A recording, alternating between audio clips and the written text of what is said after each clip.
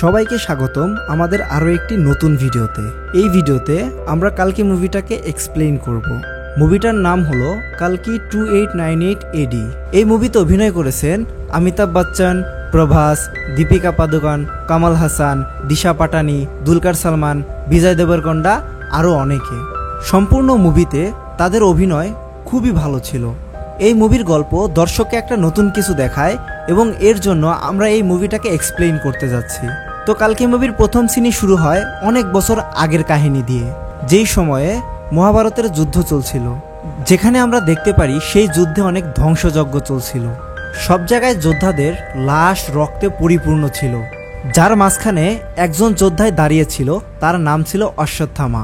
তো আমরা সেই যুদ্ধে দেখতে পারি অশ্বত্থামা অর্জুনের ছেলে অভিমন্যুর দিকে একটা ব্রহ্মাস্ত্র ছুড়ে দেয়, এতে করে পাণ্ডবদের বংশ ধ্বংস হয়ে যায়। তো এরপরে কৃষ্ণ অশ্বত্থামাকে অভিশাপ দেয় এবং তার মাথার মণিটি নিয়ে যায় এবং আশেপাশে শুধু পড়ে থাকে লাশ আর লাশ, চারিদিকে রক্তের বন্যা বয়ে যায়। অভিশাপে কৃষ্ণ বলে অশ্বত্থামা কখনো মরবে না এবং সে তখনই মরবে যখন আবার কৃষ্ণের কল্কি রূপে জন্ম হবে। সে আরও বলে তার শরীর হয়তো পচতে থাকবে, কিন্তু সে এই পৃথিবী থেকে মরতে পারবে না। তার আসল শাস্তি এটাই হবে, তার মুক্তির জন্য অপেক্ষা করতে হবে কলিযুগের। যখন পাপ বেড়ে যাবে, কোথাও পুণ্যর স্থান থাকবে না, তখনই গিয়ে কৃষ্ণ তার দশম অবতারে জন্ম নিবে কল্কি হিসেবে।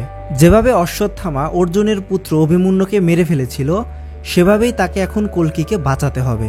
তো অশ্বত্থামা যেভাবে গর্ভটাকে ধ্বংস করেছিল, ঠিক সেভাবেই তাকে এই গর্ভটাকে আবার বাঁচাতে হবে। অশ্বত্থামাকে এই অভিশাপ দিয়ে কৃষ্ণ তার কপাল থেকে তার মণিটি নিয়ে নেয়। এই যুদ্ধে কৃষ্ণ থাকে অর্জুনের পক্ষে এবং তারপরে আস্তে আস্তে সময় পার হতে থাকে। পৃথিবীর বড় বড় যুদ্ধ থেকে শুরু করে যত পাপ হয় সব কিছুর সাক্ষী থাকে এই অশ্বত্থামা, কারণ সে চাইলেও মৃত্যুবরণ করতে পারবে না, তার উপরে রয়েছে কৃষ্ণের অভিশাপ। অশ্বত্থামার মৃত্যু তখনই হবে যখন কল্কি অবতারে কৃষ্ণ আবার জন্ম নেবে। তো অশ্বত্থামা কল্কি অবতারের জন্য অপেক্ষা করতে থাকে এবং একটি মন্দিরে স্থান নেয়। এর পরের সিনেই শুরু হয় কলিযুগের এবং আমরা এই কলিযুগে দেখতে পারি কারো কাছে পানি নেই, কেউ চাইলেও কাউকে পানি দেয় না, সব মাটি শুকিয়ে গেছে, কোথাও কোনো গাছ নেই, প্রকৃতি নেই, কিচ্ছু নেই বেঁচে থাকার মতো। তো সেইখানে গাড়িতে থাকা এক ব্যক্তি নক্ষত্রের মাধ্যমে বুঝতে পারে নতুন একটা যুগের সৃষ্টি হতে চলেছে এবং তারা কাশীতে চলে যায়। কাশীতেই রয়েছে একটি কমপ্লেক্স, যেখানে এখন মানুষ বসবাস করে। এখানেই রয়েছে মুভির মেইন ভিলেন সুপ্রিমিয়াস্কিন। কমপ্লেক্স এমন একটা জায়গা যেখানে পিরামিডের মতো উল্টো করে জিনিসপত্র বানানো। সেই কমপ্লেক্সে সব ধরনের সুযোগ সুবিধা পাওয়া যায় এবং এই কমপ্লেক্সের বাইরে একজন সেনাপতি থাকে, তার নাম হচ্ছে মানব। তো এই কমপ্লেক্সে ঢোকার জন্য একটা রুলস করা হয়, যার কাছে 1 মিলিয়ন ইউনিটস থাকবে সেই এই কমপ্লেক্সে ঢুকতে পারবে। তো এই কমপ্লেক্সের ভিতরে কারা থাকে? যারা সবচেয়ে বড় লোক, তারাই এই কমপ্লেক্সে থাকতে পারে। এখানে কি নেই? আছে সাগর, প্রকৃতি, প্রাণী থেকে শুরু করে সব কিছু, এবং যেসব জিনিসের জন্য গরিব লোকেরা আকুতি করে, তারা খুব ইজিলি সেই জিনিসটা পেয়ে যায়। তো যার কাছে 1 মিলিয়ন ইউনিটস থাকবে সেই যেতে পারবে কমপ্লেক্সে এবং সেই কমপ্লেক্সের সুবিধাগুলো তারা নিতে পারবে। এখানে এই কমপ্লেক্সের ভিতরে মেয়েদেরকে সুপ্রিমিয়াস্কিন নিজের কবজায় রাখে। তো যেই মেয়েদের বাচ্চা প্রসব করার ক্ষমতা রয়েছে, তাদেরকে জোর করে এখানে আটকে রাখা হয়। সুপ্রিমিয়াস্কিন, যার বয়স 200 বছরের বেশি, এবং সে তার নিজের সিড দিয়ে প্রত্যেকটা মেয়েকে প্রেগনেন্ট করে। আসলে তার একটা এমন মেয়ে প্রয়োজন যে তার বাচ্চাকে 120 দিনের বেশি গর্ভে ধারণ করে রাখতে পারে। তারপরে সে তার গর্ভকে এক্সট্রাক্ট করে একটা সিরাম বানায়, যার মাধ্যমে সে নিজেকে অনেক শক্তিশালী করে তুলতে পারে। এখন পর্যন্ত এরকম মেয়ে পাওয়া যায়নি যে 100 দিনের বেশি এই সিডটাকে রাখতে পারে। তো ঘটনাটা এরকম হয়, হয়তো বাচ্চাটাই মারা যায়, না হলে তার মা মারা যায়। এর জন্যই বাউন্টি হান্টাররা মেয়েদেরকে আগে থেকেই কিডন্যাপ করে রাখতো, যেন তারা সুপ্রিমের কাছে তাদেরকে ভালো দামে বিক্রি করতে পারে। বাউন্টি হান্টাররা এই কাজগুলো করে শুধুমাত্র কমপ্লেক্সে থাকার জন্য এবং সেখানকার সুবিধা পাওয়ার জন্য। এর পরের সিনেই আমরা দেখতে পারি একটা মেয়েকে ত্রিভুজাকৃতির একটা বক্সের ভিতরে রাখা হয় এবং তার গর্ভ থেকে তার বাচ্চাটাকে এক্সট্রাক্ট করে একটা সিরামে ভরা হয় এবং তারপরে সেই মেয়েটিকে মেরে ফেলা হয়। কতই না মেয়েকে এরকমভাবে আগুনে ফেলে মেরে ফেলা হয়েছে তাদের বাচ্চাকে এক্সট্রাক্ট করে। তারপরে সেই সিরামটা সুপ্রিমিয়াস্কিনের কাছে নিয়ে যাওয়া হয়। সেখানে থাকা সায়েন্টিস্ট জানতে চায় আসলে এই প্রজেক্ট কেটা কি হতে যাচ্ছে এই প্রজেক্ট কে এর মাধ্যমে, এবং যখন সুপ্রিমিয়াস্কিন সেই সিরামটা তার ভেতরে নিয়ে নেয় তখনই সুপ্রিমিয়াস্কিন পানিতে পড়ে যায়, কারণ সেখানে সিরামের পরিবর্তে বিষ ব্যবহার করা হয়েছিল। তো সুপ্রিমিয়াস্কিন পানি থেকে ওঠার পর বলে, অনেকদিন পর আমাকে কেউ মারার চেষ্টা করেছে। এই সব কিছুই ওই বিজ্ঞানীটা করেছিল, কারণ সে জানতো এই পৃথিবীতে এখন সবকিছু ধ্বংস হয়ে যাবে সুপ্রিমিয়াস্কিনের মাধ্যমে। তাই সে এই খারাপ কাজগুলোকে বন্ধ করার জন্য সুপ্রিমিয়াস্কিনকে মেরে ফেলতে চেয়েছিল। কিন্তু সুপ্রিমিয়াস্কিনের যেহেতু কিছু হলো না, তারপরেই সে সেই বিজ্ঞানীকে মেরে ফেললো। তো চারিদিকে শুধু পাপ আর পাপ, কেউ কোনো ভালো কাজ করছে না। আপনারা এটাই ভাবছেন? আসলে এখানে একটা গ্রাম আছে, নাম হচ্ছে শাম্বালা। যেই শাম্বালার মানুষ এখনো ভগবানকে মানে এবং ভগবানের পূজা করে। এর জন্যই হয়তো এই পৃথিবীটা এখন পর্যন্ত টিকে আছে। যদিও এখনো শাম্বালা গ্রামকে সুপ্রিমিয়াস্কিন এবং কমান্ডাররা খুঁজে পায়নি, এর জন্যই হয়তো তারা এখনো বেঁচে আছে। শাম্বালার রেবেলরা সবাইকে লুকিয়ে লুকিয়ে সাহায্য করে এবং সুপ্রিমিয়াস্কিনের বিপক্ষে লড়াই করার চেষ্টা করে। এবং এই শাম্বালায় রয়েছে তাদের প্রধান মরিয়ম, যে কিনা অশ্বত্থামা, কল্কি এবং ভগবানে বিশ্বাস করে।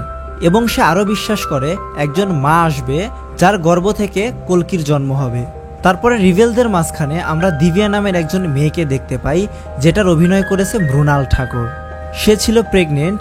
তার কাছে একজন রিভেল আসে এবং অশ্বত্থামার মণি দিয়ে চেক করে তার গর্ভে ভগবান কল্কি আছে কি না। তো শাম্বালাতে একটা কথা রয়েছে, যখন ভগবান কল্কির জন্ম হবে তার কাছে যদি এই মণিটি রাখা হয় তখন এই মণিটি জ্বলে উঠবে।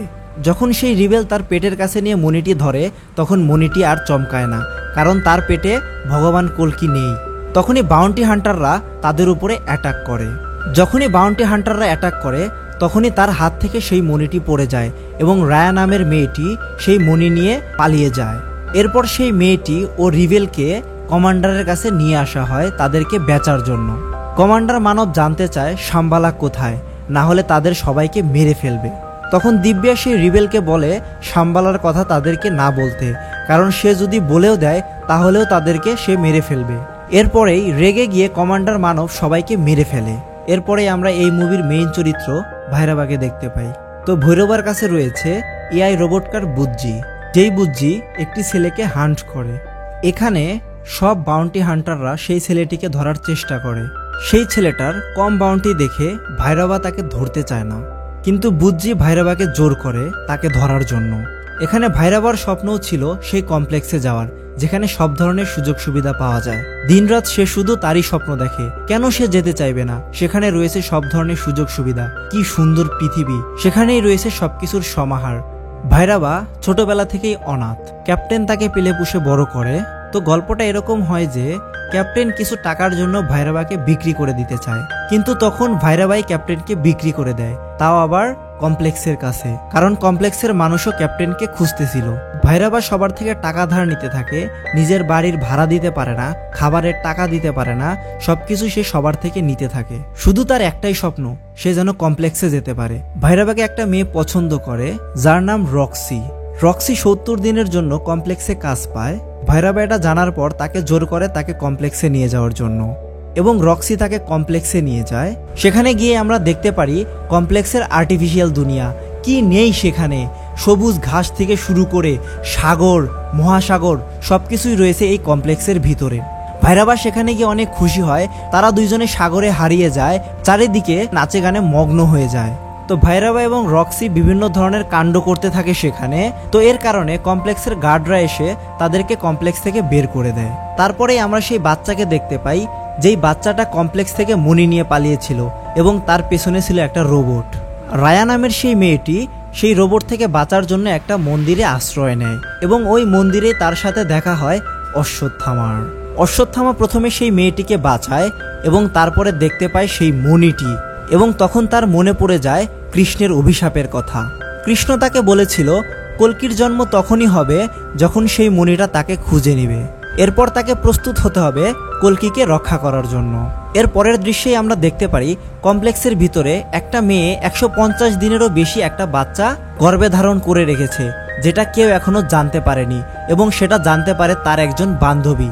এবং সেই মেয়েটার চরিত্রে অভিনয় করেছে দীপিকা। সেই বাচ্চাটাকে দীপিকা কোনোভাবেই হারাতে চায় না।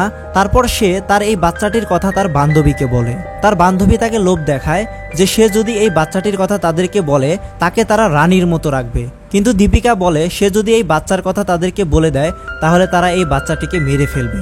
এর জন্য তার বান্ধবী তাকে পালাতে সাহায্য করে।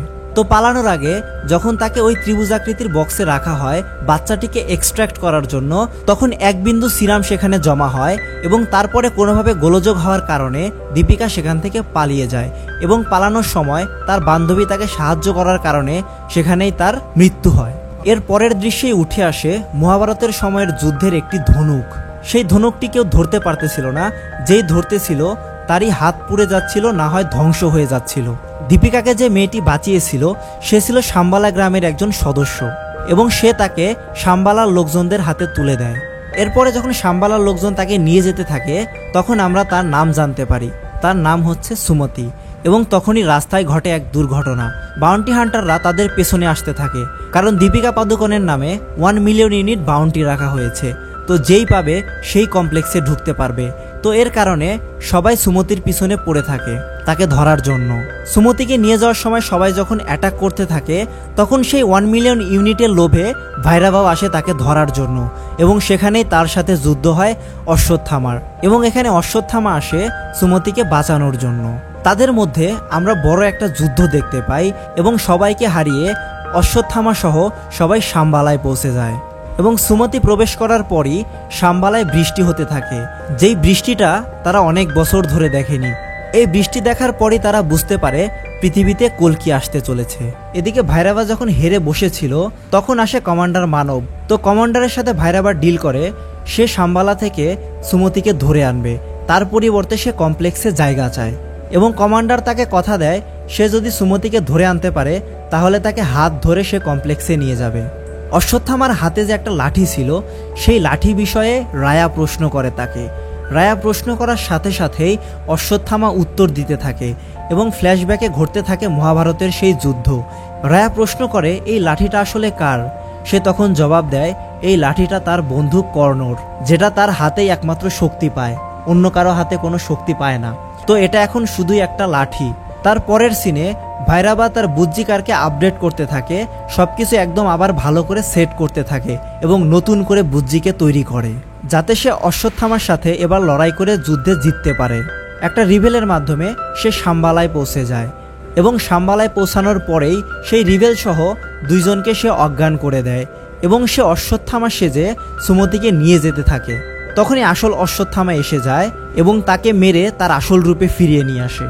তারপরে শুরু হয় তাদের ভিতরে লড়াই এবং এই লড়াইয়ে একের পর এক ঘটনা ঘটতে থাকে, চারিদিকে ধ্বংসযজ্ঞ চলতে থাকে। এই লড়াইয়ের সাথে সাথে আমরা দেখতে পারি কমপ্লেক্সের কমান্ডার সহ এই সাম্বালায় অ্যাটাক করতে থাকে। তো একদিকে সাম্বালার লোকেদের সাথে কমপ্লেক্সের লড়াই এবং অন্যদিকে অশ্বত্থামার সাথে ভাইরাবার লড়াই। যখন সবকিছু শেষ হয়ে যাচ্ছিল, সাম্বালার লোক এবং অশ্বত্থামা হেরে যাচ্ছিল, তখন ভাইরাবার ভিতরে কর্ণর আগমন ঘটে। তো ভাইরাবার ভিতরে যে কর্ণর আগমন ঘটে সেটা আমরা কিভাবে বুঝতে পারি? যখন অশ্বত্থামার লাঠিটা সে হাতে নেয় সেই লাঠির ভিতরে এসে যায় পাওয়ার এবং এর মাধ্যমে আমরা বুঝতে পারি যে তার ভিতরে কর্ণ ভর করেছে এবং অশ্বত্থামা বুঝতে পারে সেই হচ্ছে কর্ণ। ভাইরাবার মধ্যে কর্ণের আগমনের পরেই সবার সাথে যুদ্ধে তারা জিতে যায় এবং অশ্বত্থামা এবং কর্ণ মিলে সুমতিকে বাঁচিয়ে ফেলে কমপ্লেক্সের কমান্ডারের থেকে। কিন্তু এখানে ঘটে একটা টুইস্ট। বুজ্জি যখন তাকে ডাক দেয় সে আবার ফিরে আসে ভাইরাবার চরিত্রে এবং ভাইরাবা সুমতিকে নিয়ে চলে যায় এবং অশ্বত্থামার চেষ্টা করে তাকে থামানোর, কিন্তু সে তাকে থামাতে পারে না। এভাবেই গল্পটি শেষ হয়ে যায়। পোস্ট ক্রেডিট সিনে আমরা দেখতে পারি সুপ্রিম ইয়াস্কিন সুমতির থেকে যে এক বিন্দু সিরাম নিয়েছিল সেটি যখন তার ভিতরে প্রবেশ করে তখন সে অনেক শক্তির অধিকারী হয়ে যায় এবং সে তার আসল রূপে ফিরে আসে এবং সে আস্তে আস্তে যুবক হতে থাকে। সে যদি পুরোটা নিত তাহলে সে কেমন হতো ভেবে দেখেছেন একবার? পার্ট 2তে হয়তো আমরা দেখতে পারবো এই পৃথিবীতে যেন কল্কি না আসতে পারে তার জন্য সুপ্রিম ইয়াস্কিন নিজেই লড়াই করবে। কালকি 2898 AD এই মুভিটি আপনাদের কেমন লেগেছে এবং সেকেন্ড পার্টের জন্য আপনারা কতটা এক্সাইটেড কমেন্টে জানাতে পারেন। ধন্যবাদ ভিডিওটি দেখার জন্য।